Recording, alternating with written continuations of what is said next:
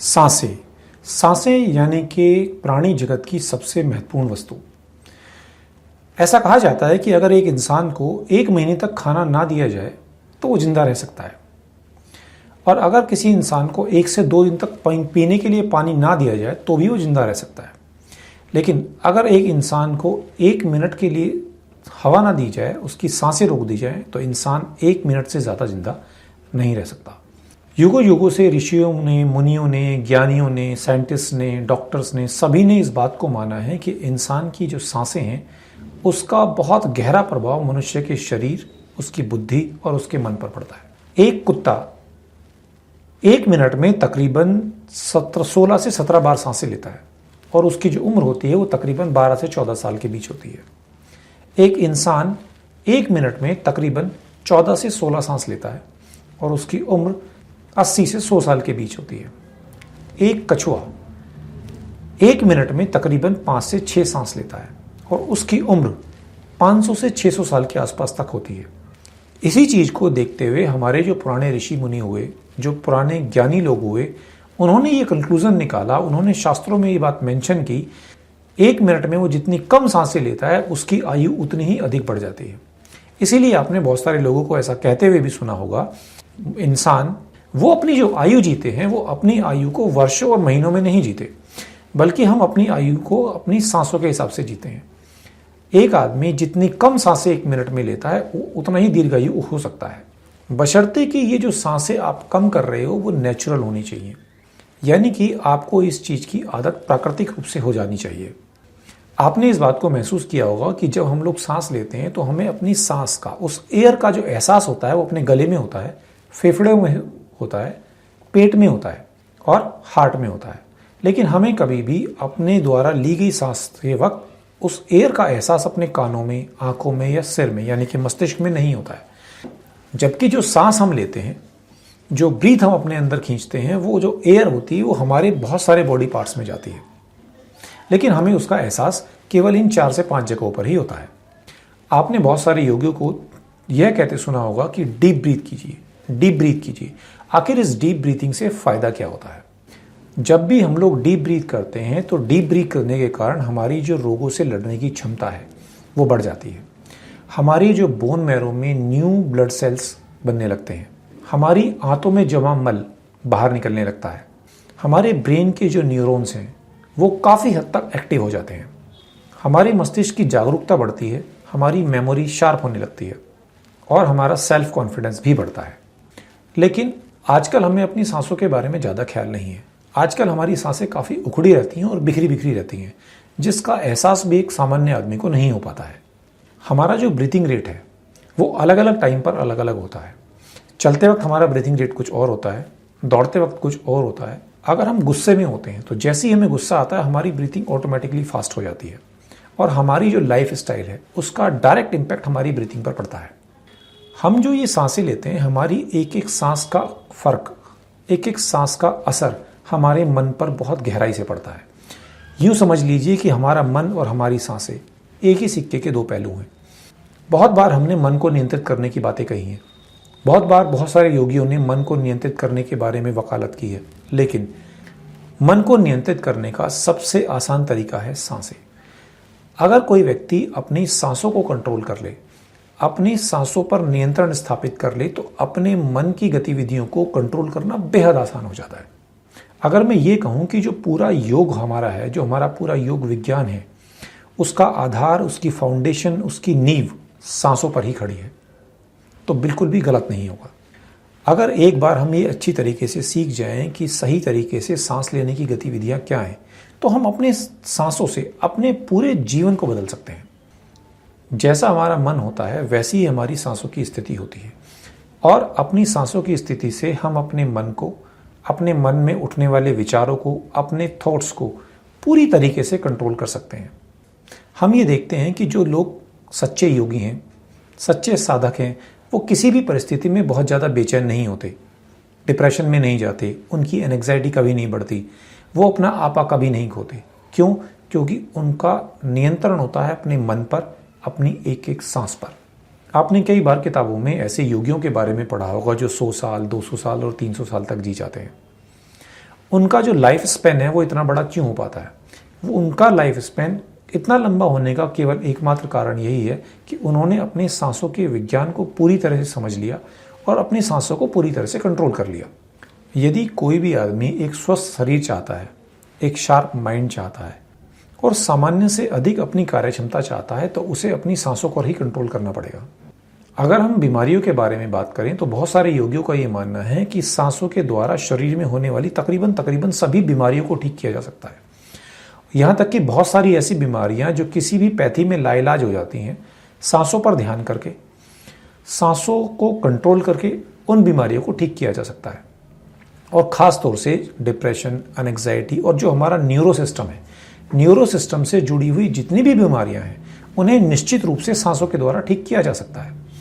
इसीलिए आपने इस बात को देखा होगा कि हमारे यहाँ बहुत सारी मेडिटेशन की टेक्निक्स हैं, लेकिन उन सभी टेक्निक्स में कहीं ना कहीं सांसों की बहुत गहरी इंपॉर्टेंस है, सांसों को बहुत गहरा महत्व दिया गया है।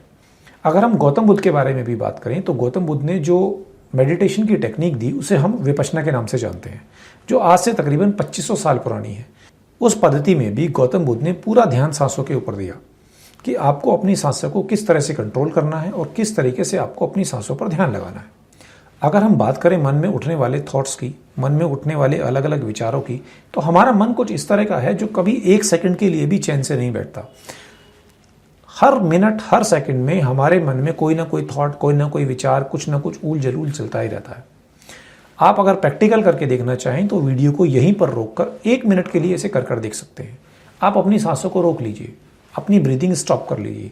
जैसे ही हम अपनी सांसों को रोकते हैं, आंखें बंद करेंगे, सांसें बंद करेंगे, जैसे ही हम अपनी सांसों को रोकते हैं, थॉट्स एकदम रुक जाते हैं। हमारे जो थॉट्स हैं वो बिल्कुल डायरेक्टली रिलेटेड है हमारी ब्रीथिंग के साथ। आपने देखा होगा कि अक्सर जो छोटा बच्चा होता है, छोटा बच्चा अक्सर पेट से सांस लेता है। जब वो सांस लेता है तो उसका पूरा पेट फूल जाता है और जब वो सांस छोड़ता है तो पेट अंदर चला जाता है। एक्चुअल में ये जो पेट फुलाकर सांस लेने की पद्धति है, जिसमें जो सांस ली जाती है वो नाभि के नीचे से ली जाती है, यही सांस लेने का सबसे प्राकृतिक और सही तरीका है। लेकिन हमने अपनी लाइफस्टाइल, अपने काम वगैरह के तरीकों में अपनी इस पद्धति को खो दिया है या हम इसे भुला बैठे हैं। और आजकल हम लोग क्या करते हैं, सांस लेते हैं छाती से, चेस्ट से। ये सांस लेने का एक गलत तरीका है। प्राकृतिक रूप से सांस लेने का जो सबसे अच्छा तरीका होता है वो यही है कि सांस आपको हमेशा पेट से लेनी चाहिए, नाभि के नीचे से लेनी चाहिए।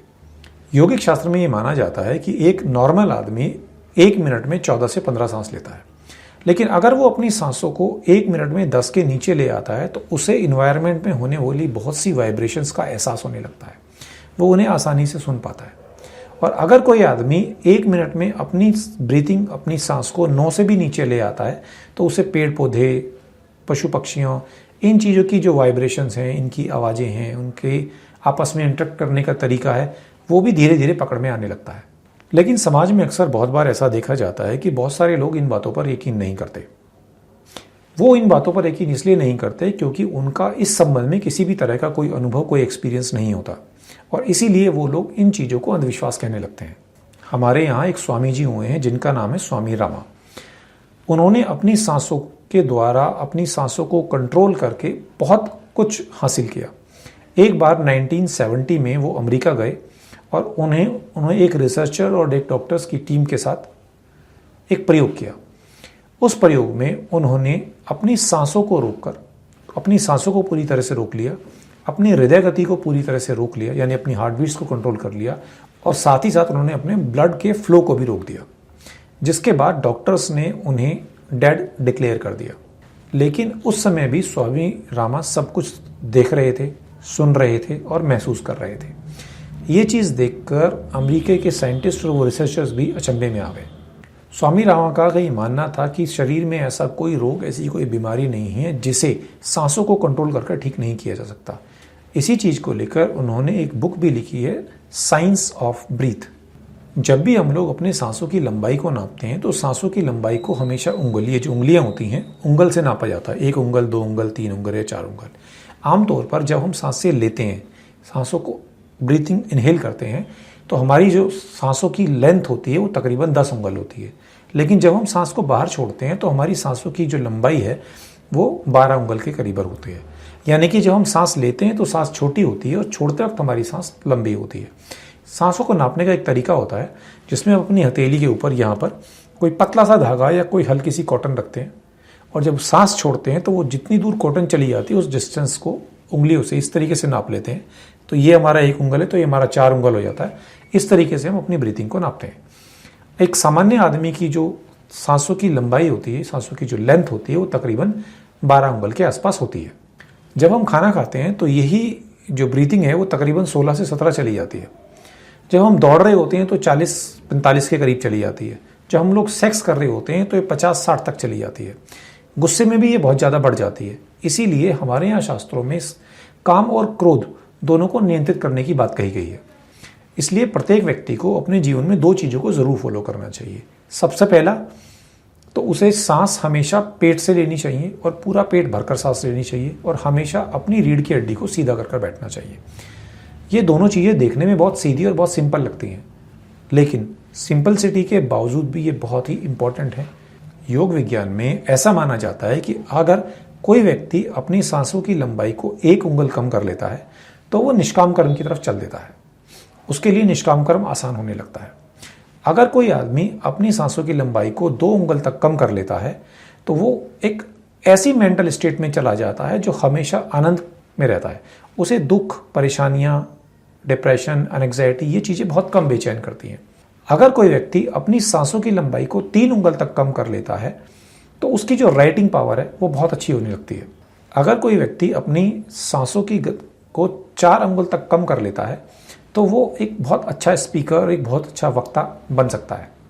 सांसों के संबंध में ऐसा ही काफ़ी कुछ कहा गया है कि जैसे जैसे आप अपनी सांसों की लंबाई को कम करते जाते हैं आपको नए नए अनुभव होने लगते हैं और आप बहुत कुछ नया अचीव करने लगते हैं, जिसके लिए एक लिंक मैं आपको नीचे डिस्क्रिप्शन में दिया है।